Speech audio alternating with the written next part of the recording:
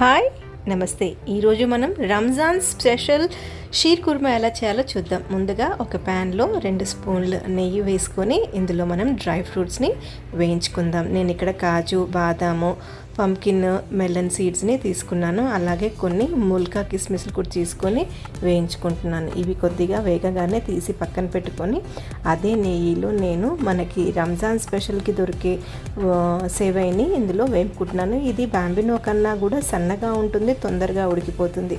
ఇది రెడ్ అయ్యే వరకు వేయించుకున్న తర్వాత ఇక్కడ సుమారు 1/2 లీటర్కి పైన నేను పాలు తీసుకొని ఇందులో మరిగిస్తున్నాను. ఇది ఎక్కువసేపు మరగాల్సిన అవసరం లేదు, తొందరగా చిక్కబడుతుంది.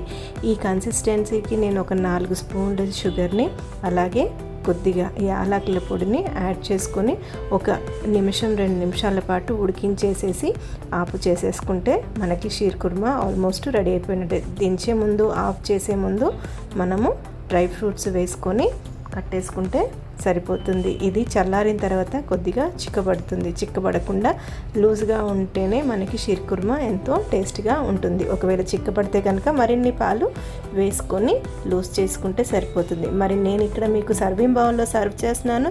షుగర్ సరిపోయిందో లేదో టేస్ట్ చేసి నాకు కమెంట్ చేసి చెప్పండి. ఉంటా మరి. నేను జయశ్రీ, వనంతో మనం. నమస్తే.